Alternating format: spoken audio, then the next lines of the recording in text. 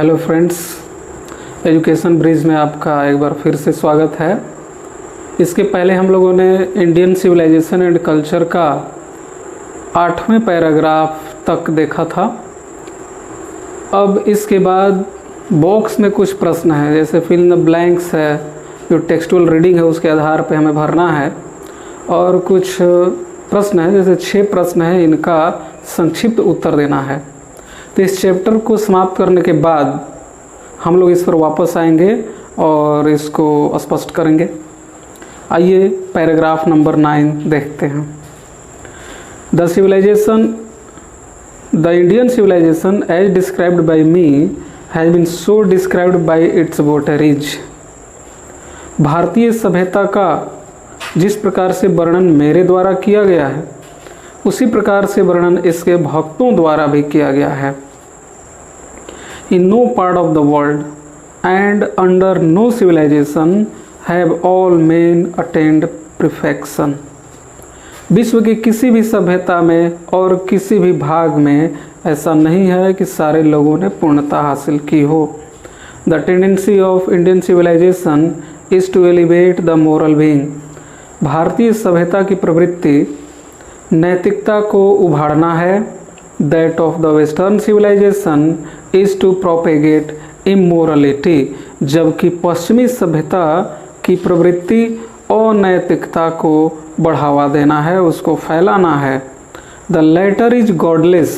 बाद वाला ईश्वर विहीन है, अर्थात बाद वाला का मतलब वेस्टर्न सिविलाइजेशन, पश्चिमी सभ्यता ईश्वर विहीन है।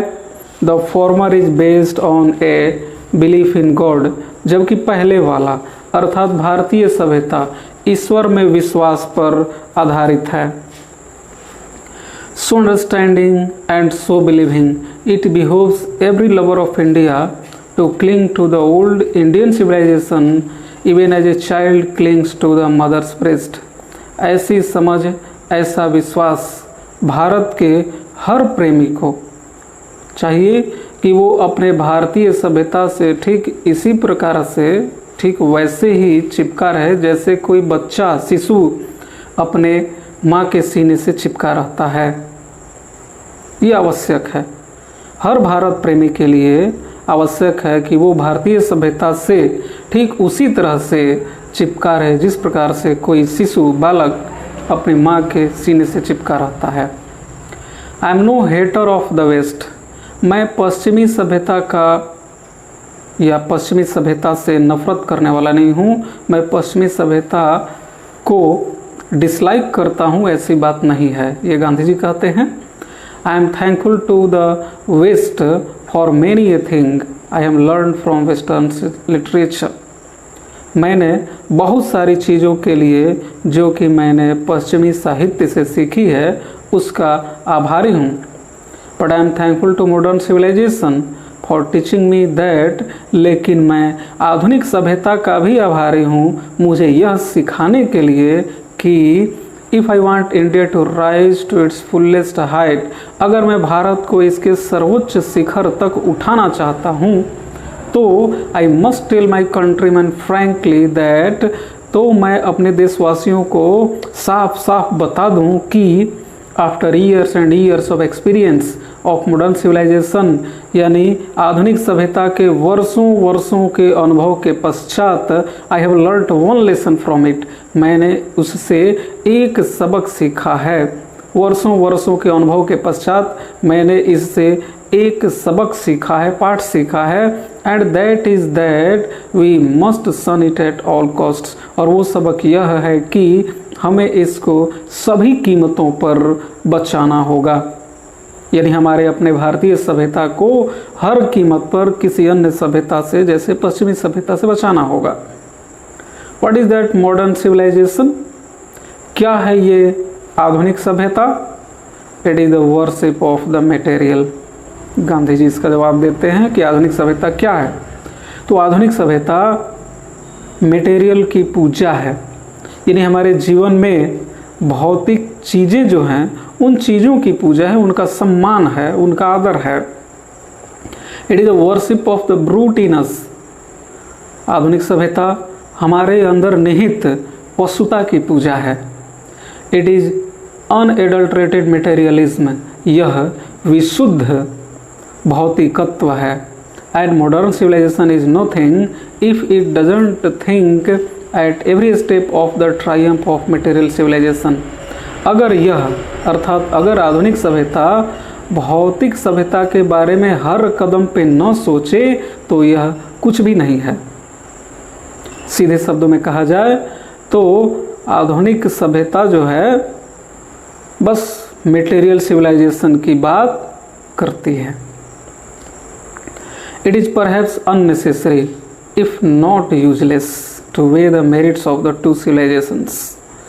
दो सभ्यताओं के गुणों को तौलना मापना अगर बेकार नहीं है तो अनावश्यक है। It is likely that the West has evolved a civilisation suited to its climate and surroundings. संभवतः पश्चिमी के लोगों ने यानी पश्चिमी सभ्यता वालों ने ऐसी सभ्यता विकसित की है, पाश्चात्य संस्कृति वालों ने ऐसी सभ्यता विकसित की है जो उनके क्लाइमेट और सराउंडिंग को, उनके परिवेश को सूट करती है। एंड सिमिलरली, और ठीक इसी तरह से, we have a civilisation suited to our conditions. हमारे पास एक ऐसी सभ्यता है जो हमारे परिस्थितियों को सूट करती है, हमारे परिस्थितियों से मेल खाती है। And both are good in their own respective spheres. और दोनों ही सभ्यताएं अपने अपने स्थान पर अपने अपने परिस्थितियों के अनुसार सही है। The distinguishing characteristic of modern civilization is an indefinite multiplicity of human wants. आधुनिक सभ्यता का प्रमुख लक्षण मानवीय आवश्यकताओं को असीमित रूप से बहुतायतता में यानी बहुतायत मात्रा में बढ़ाना है। काफ़ी तीव्र गति से बहुत अधिक संख्या में मानवीय आवश्यकताओं को बढ़ाना ये आधुनिक सभ्यता का प्रमुख लक्षण है। The characteristic of ancient civilisation is an imperative restriction upon. जबकि ठीक इसके विपरीत प्राचीन सभ्यता का जो गुण है वो इन ज़रूरतों पर स्वेच्छा से रोक लगाना है। And strict regulating of these wants, इन ज़रूरतों पर कड़ा नियमन यानी कि कड़ाई से उन पर नियंत्रित करने के बारे में ये कह रहे हैं कि हमारी सभ्यता में ऐसा नियम है। द मॉडर्न और western insatiableness arises really from want of living faith in a future state. आधुनिक या पश्चिमी असंतुष्टि भविष्य की स्थिति अथवा आस्था में कमी के कारण उत्पन्न होती है। And therefore also in divinity, और इस तरह से देवत्व में भी अर्थात जो दैवी चीज़ें हैं उनमें आस्था की कमी रहती है, इसलिए यह असंतुष्टि उत्पन्न होती है। The restraint of ancient or eastern civilisation arises from a belief, और वही पूर्वी या प्राचीन सभ्यता एक आस्था से निकलती है, उत्पन्न होती है। Often in spite of our self in a future state and the existence of a divine power, हमारे बावजूद जो हम लोग भविष्य की स्थिति में विश्वास करते हैं, और फिर the existence of a divine power अर्थात दैवी शक्ति के अस्तित्व में। हमारे लोग यानी पश्चिमी सभ्यता को छोड़ दिया जाए, पूर्वी सभ्यता यानी इंडियन सिविलाइजेशन में दैवी शक्ति में विश्वास किया जाता है, ऐसा माना जाता है कि दैवी शक्ति का अस्तित्व है। Some of the immediate and brilliant results of modern inventions are too maddening to resist. आधुनिक आविष्कारों के कुछ तत्काल और जो रिजल्ट हुए हैं, चकाचौंध कर देने वाले परिणाम सामने आए हैं, वो इतने उन्मत्त करने वाले हैं, पागल बना देने वाले हैं कि उनको रोका नहीं जा सकता। बहुत ही तुरंत उनका प्रभाव पड़ता है। But I have no manner of doubt that the victory of man lies in that resistance. लेकिन मुझे जरा भी शक नहीं है कि मनुष्य की जीत उसके रोक में निहित है। यानी जो भी मॉडर्न इन्वेंशंस हैं उनको हम अगर कंट्रोल रखें तो उसमें हमारी जीत है। We are in danger of bartering away the permanent good for a momentary pleasure. हम लोग क्षणिक सुख के लिए अस्थाई वस्तु को, जो हमारी अस्थाई चीज़ है, उसको एक्सचेंज करने के खतरे में, उसको बदलने के खतरे में पड़ गए हैं। अर्थात हम अपनी अस्थाई चीज़ को दे करके अस्थाई चीज़ को ले रहे हैं, इस खतरे में हैं। Just as in the West they have made wonderful discoveries in things material. जिस प्रकार से पश्चिम के देशों ने वस्तुओं के बारे में, यानी कि भौतिक चीज़ों के बारे में आश्चर्यजनक खोजें की हैं, similarly Hinduism has made still more marvellous discoveries in things of religion of the spirit and of the soul. कह रहे हैं कि सिमिलरली, ठीक इसी तरीके से Hinduism has made still more marvellous discoveries, हिंदुत्व ने इससे भी अधिक, अर्थात जो पश्चिमी सभ्यता ने बहुत सारी चीज़ें वस्तुओं के मामले में खोजें की हैं, आविष्कार किए हैं, उनसे भी ज़्यादा शानदार खोजें हमारे हिंदुत्व ने की है। तो किस क्षेत्र में? The in things of religion of the spirit of the soul, धर्म के, आत्मा के विषय में, धर्म के बारे में, आत्मा के बारे में।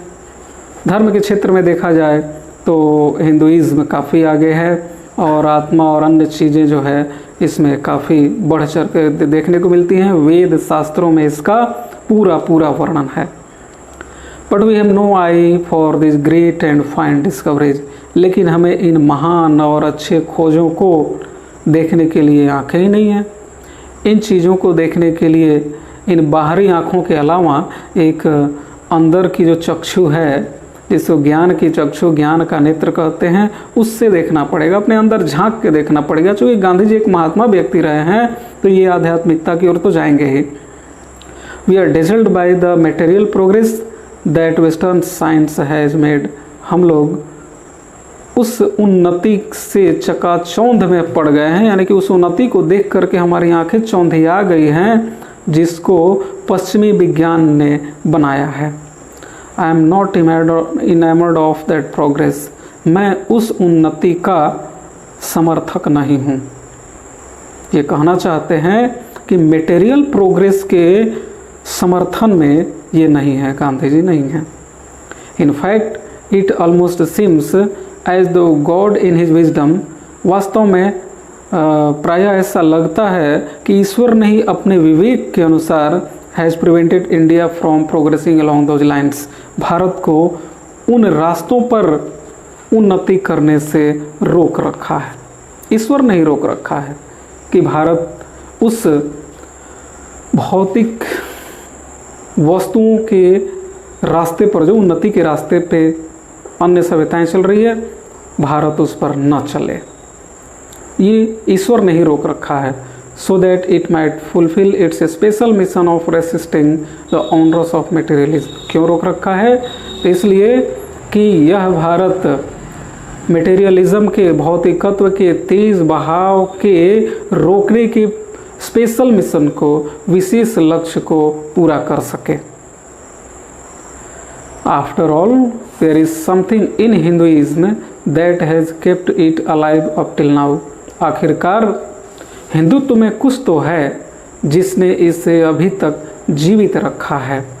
It has witnessed the fall of Babylonian, Syrian, Persian and Egyptian civilisation. इसने बेबीलोन, सीरिया, फारस, इजिप्ट के सभ्यताओं को मिटते देखा है, उनके पतन को देखा है। Cast a look round you, अपने चारों ओर एक दृष्टि डालिए। Where is Rome and where is Greece, कहाँ है रोम की सभ्यता और कहाँ है ग्रीस की सभ्यता? Can you find today anywhere the Italy of Gibbon और rather the ancient Rome, for Rome was Italy? क्या आपको गिब्बॉन नामक इतिहासकार द्वारा लिखित या वर्णित इटली कहीं मिल सकती है? वही प्राचीन रोम, क्योंकि जो इटली है उसी को रोम कहते हैं। गो टू ग्रीस, आप ग्रीस जाएं। Where is the world famous Attic civilisation, कहाँ है विश्व प्रसिद्ध एटिक सभ्यता? ग्रीस में कहीं देखने को नहीं मिलेगी। देन कमिंग टू इंडिया, फिर भारत आकर के let one go through the most ancient records, सबसे प्राचीन से प्राचीन यानी प्राचीनतम अभिलेख को पढ़ें।